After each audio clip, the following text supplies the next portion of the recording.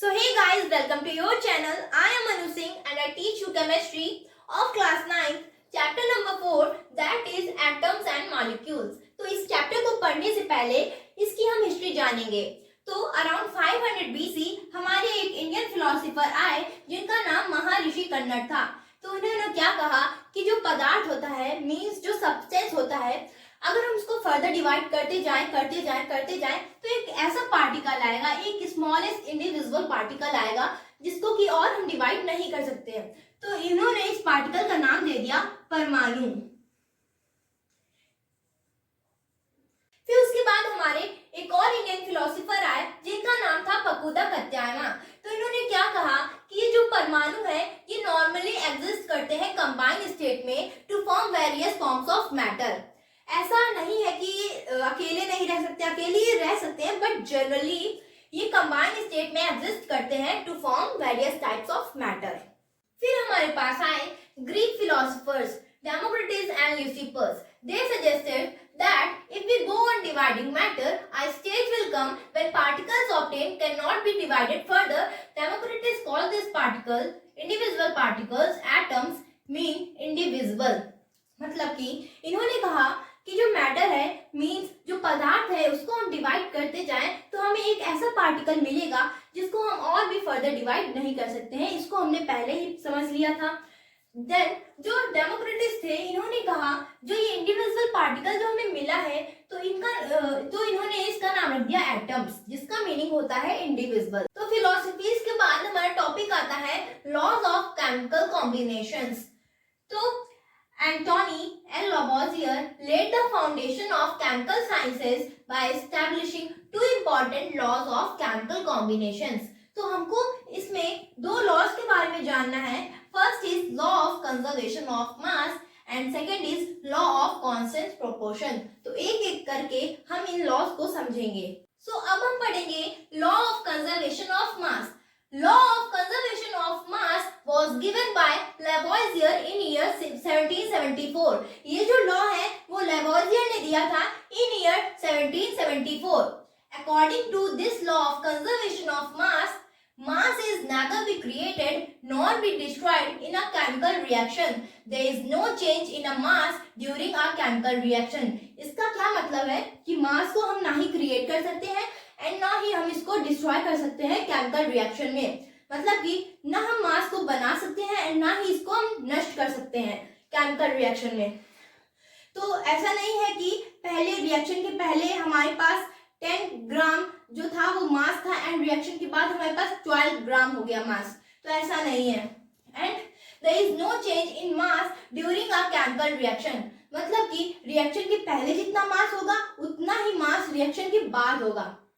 तो रिएक्शन के पहले हमारे पास होते हैं रिएक्टेंट्स एंड रिएक्शन के बाद हमारे पास होते हैं प्रोडक्ट्स।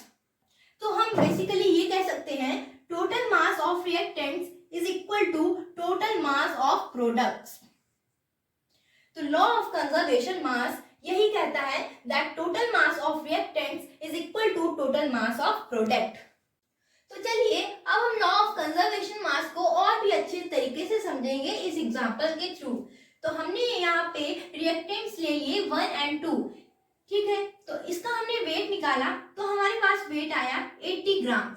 देन इसको हमने 1 और 2 को मिक्स कर दिया तो हमारे पास एक नया प्रोडक्ट बना जो कि 3 है एंड इसका भी हमने वेट निकाला तो बना 80 ग्राम।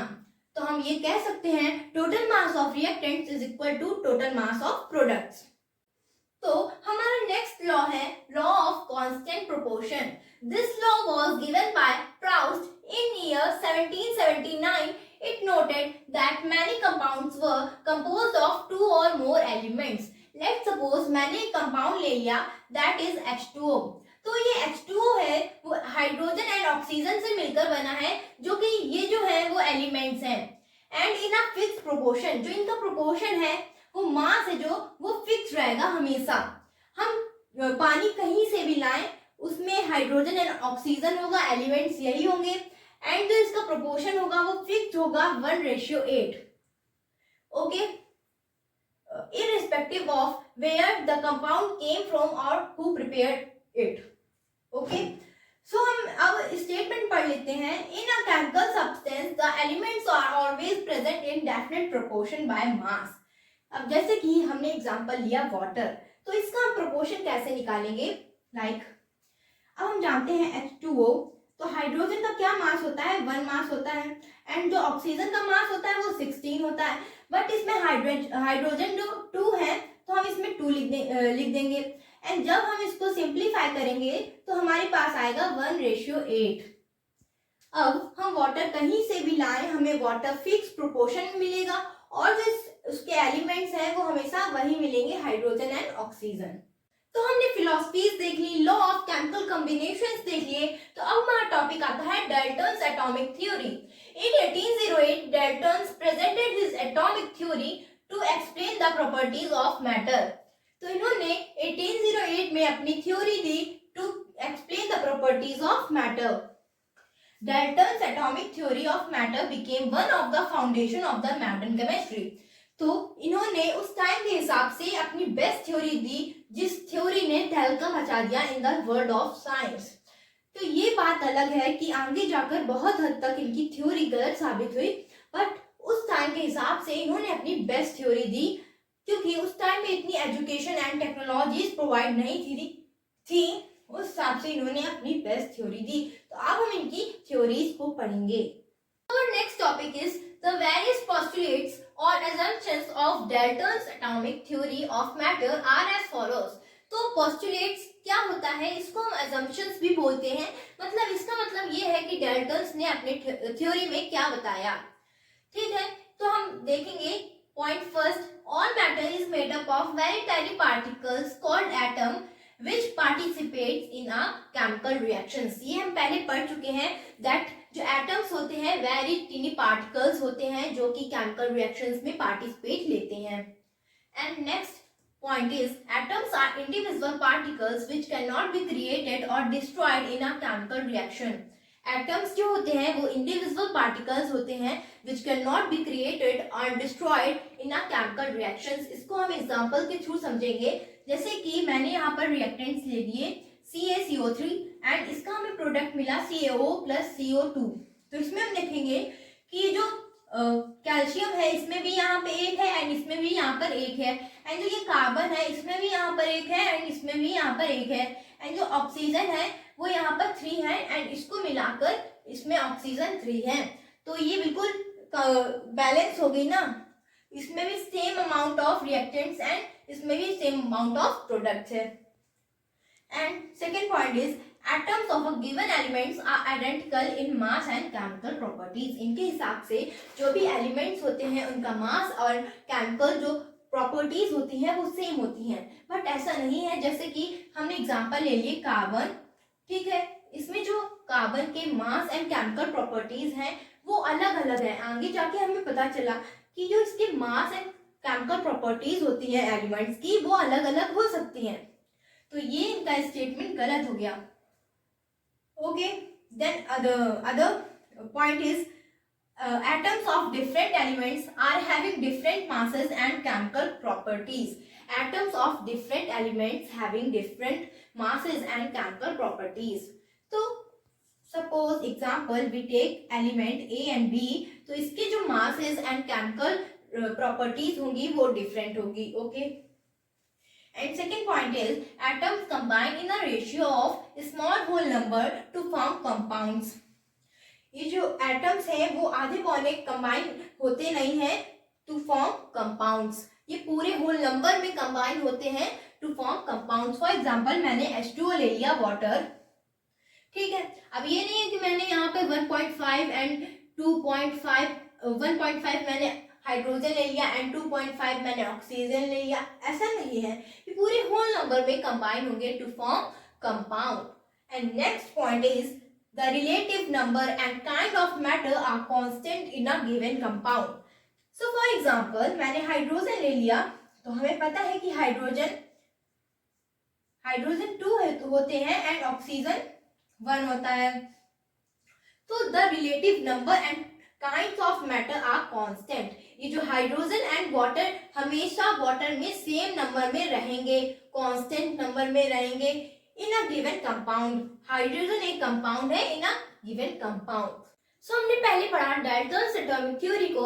So now we study about drawbacks of Dalton's atomic theory. It is now known that some of the statements of Dalton's atomic theory of matter are not exactly correct. Some of the drawbacks are given below. हमें कुछ समय के बाद पता चला कि Dalton's atomic theory जो है उसमें से कुछ स्टेटमेंट उन्होंने गलत दिए. तो हम देखेंगे कि उन्होंने कौन से स्टेटमेंट गलत दिए. तो first is one of the major drawback of Dalton's atomic theory of matter is that atoms were thought to be individual which can not be divided. इन्होंने ये कहा कि जो एटम होता है वो इंडिविजुअल पार्टिकल होता है जिसको कि हम और फर्दर डिवाइड नहीं कर सकते हैं. बट ऐसा नहीं है. हम जानते हैं कि एटम को हम और भी फर्दर डिवाइड कर सकते हैं into electrons, protons and neutrons. हम इसको और भी डिवाइड कर सकते हैं into electrons, protons and neutrons. So next statement is Dalton's atomic theory says that all the atoms of an element have exactly the same masses. इन्होंने क्या कहा कि जो भी एलिमेंट्स होते हैं उनके जो एटम्स होते हैं तो सबका मास सेम होगा. बट ऐसा नहीं है. जैसे कि फॉर एग्जांपल मैंने ले लिया ये कार्बन एलिमेंट, तो बाद में पता चला कि इसके डिफरेंट भी मासेस हो सकते हैं. जैसे कि इसका 13 हो सकता है, इसका 14 हो सकता है, 15 हो सकता है. तो इनका ये स्टेटमेंट गलत हो गया. It is however now known that atoms of same element can have slightly different masses. फिर बाद में पता चला कि इनके डिफरेंट मासेस हो सकते हैं. एंड नेक्स्ट स्टेटमेंट, और इसको हम आइसोटोप्स बोलते हैं. आगे हम 4th चैप्टर में पढ़ेंगे इसको हम आइसोटोप्स बोलते हैं. And Dalton's atomic theory said that atoms of different elements have different masses. It is however now known that even atoms of different elements can have the same masses. इन्होंने क्या कहा कि डिफरेंट एलिमेंट्स का masses जो होता है वो different हो सकता है, पर ऐसा नहीं है. डिफरेंट एलिमेंट्स का मासेस सेम हो सकता है. फॉर एग्जांपल मैंने आर्गन ले लिया एंड कैल्शियम ले लिया, तो इसके जो मास होंगे वो सेम होंगे. तो ये भी इनका स्टेटमेंट गलत हो जाता है और इसको हम बोलते हैं आइसोबार्स. ये हम 4th चैप्टर में पढ़ेंगे. तो जैसे कि हमारे चैप्टर का नाम है एटम्स एंड मॉलिक्यूल्स, तो हम एटम्स के बारे में जान लेते हैं. Just as all the houses are made up of bricks, in the same way as the matter is made up of atoms, thus atoms are the building blocks of the matter around us.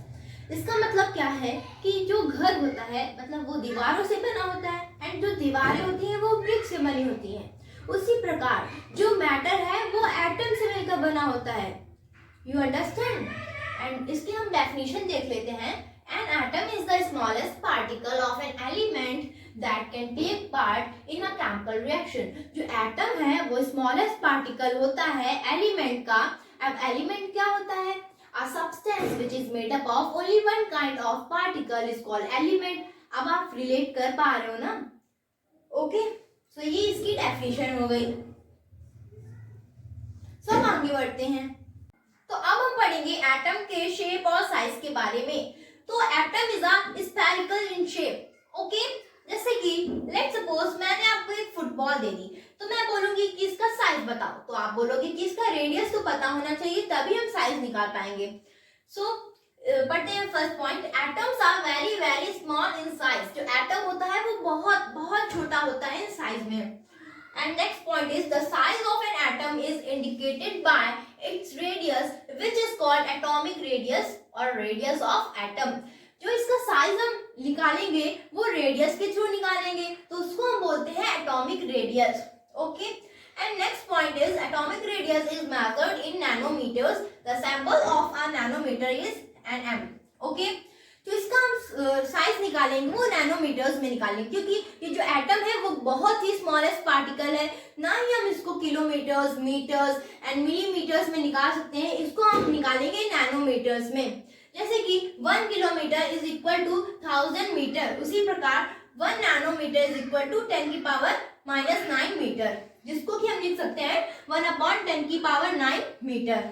तो हमने बात कर ली atoms के size और shape की. तो इसके बाद हमारा टॉपिक आता है सिंबल्स ऑफ एलिमेंट्स. अब एलिमेंट्स को लिखना बहुत ही मुश्किल हो रहा था, तो साइंटिस्ट ने क्या किया कि उसके सिंबल्स बना दिए, मतलब उसके निकनेम दे दिए इसको इजी करने के लिए। तो सबसे पहले डाल्टन्स ने बोला कि मैं इसके सिंबल्स दूंगा। तो देखते हैं कि इन्होंने क्या सिंबल्स दिए एलिमेंट्स को रिप्रेजेंट करने के लिए। तो अब हम पढ़ेंगे कि डाल्टन्स ने क्या सिंबल्स दिए टू रिप्रेजेंट एन एलिमेंट्स। इन्होंने एलिमेंट्स को सिंपलेस्ट फॉर्म में रिप्रेजेंट करने के लिए कुछ सिंबल्स दिए। तो हम देखते हैं इन्होंने क्या सिंबल्स दिए। तो हाइड्रोजन को रिप्रेजेंट करने के लिए इन्होंने एक गोला बनाया एंड उसके अंदर एक गोला बना दिया, मतलब इन्होंने पूरी चित्रकारी कर दी। एंड कार्बन को हम कैसे रिप्रेजेंट करेंगे, इन्होंने एक गोला बनाया एंड उसके अंदर पूरा ये कलर कर दिया। एंड ऑक्सीजन में इन्होंने ये खाली गोला बना दिया। एंड फॉस्फोरस में इन्होंने मर्करीज का साइन बना दिया। एंड सल्फर में इन्होंने खिड़की बना दिया। तो they are most inconvenient to use, ये और भी डिफिकल्ट हो रहे थे टू यूज करने के लिए। तो हम सिंबल्स का यूज क्यों करते हैं, क्योंकि हमारा टाइम बचे, हम कम टाइम में इन सिंबल्स को रिप्रेजेंट कर सकें। पर इसमें तो और भी ज्यादा टाइम लगा था, they are inconvenient to draw. फिर हमारे और भी सिंबल्स आए तो उसको हम देखते हैं। सो जो डाल्टन्स के सिंबल्स थे उनको रिजेक्ट कर दिया गया। फिर उसके बाद हमारे पास आए modern symbols of elements. It was these Berzelius who proposed that the first letter or another letter of the name of an element be used as its symbol। इन्होंने क्या कहा कि जो एलिमेंट्स होते हैं उनका नेम जो होता है उसी में से इन्होंने सिंबल्स बना दिए। जैसे कि फॉर एग्जांपल ये हाइड्रोजन है, ठीक है, तो हाइड्रोजन H से शुरू होता है ना, तो इसका सिंबल हो गया H। Okay, this idea led to the modern symbols of elements. इस आइडिया से हमारे पास आए मॉडर्न सिंबल्स ऑफ एलिमेंट जिसको कि हम यूज करते हैं। उसके बाद nowadays IUPAC, that is international union of pure applied chemistry, is an international scientific organisation which approves name of element, symbols and units. ये एक ऑर्गेनाइजेशन है जो कि अप्रूव करता है name of elements, name of symbols and name of units. तो जब हम सिंबल्स को लिखेंगे तो हमारे दिमाग में कुछ बातें होनी चाहिए, जैसे कि first letter should always be capital. First letter जो होगा एलिमेंट में वो हमेशा कैपिटल होगा। जैसे कि फॉर एग्जांपल मैंने हीलियम ले लिया, तो जो इसमें हीलियम का जो H है वो हमेशा कैपिटल होगा। And second letter should always be small, and जो सेकेंड लेटर होगा वो ऑलवेज स्मॉल होगा। अब हीलियम में HE है तो E जो है वो स्मॉल है। अब हीलियम को हम ऐसे नहीं लिख सकते एंड ना ही हम इसको ऐसे लिख सकते हैं, हम इसको ऐसे लिख सकते हैं, H capital and E small. And second point is helium HE। अब ऐसा जरूरी नहीं है कि हम फर्स्ट एंड सेकेंड लेटर ही लें, हम फर्स्ट और अनदर लेटर भी ले सकते हैं। जैसे कि हीलियम में मैंने He ले लिया, एल्यूमिनियम में मैंने Al ले लिया एंड क्लोरीन में मैंने Cl ले लिया। तो इसमें फर्स्ट लेटर और थर्ड लेटर लिया गया है ना। वैसे ही मैग्नीशियम में मैंने Mg ले लिया, Mg फर्स्ट और third letter. And third point is sodium. जैसे कि सोडियम को हम Na लिखते हैं। अब जरूरी नहीं है कि एलिमेंट्स को हम उसके इंग्लिश नेम से ही उसका सिंबल बनाएं, जरूरी नहीं है। अब सोडियम का लैटिन नेम होता है नाइट्रियम, तो इससे हमने इसका सिंबल निकाल लिया, दैट इज Na। एंड उसी तरीके से पोटेशियम, तो जो पोटेशियम होता है उसका जो लैटिन नेम होता है वो कैलियम होता है, तो उससे हमने इसका सिंबल निकाल लिया K। सो मिलते हैं नेक्स्ट लेक्चर में। Thank you for watching video.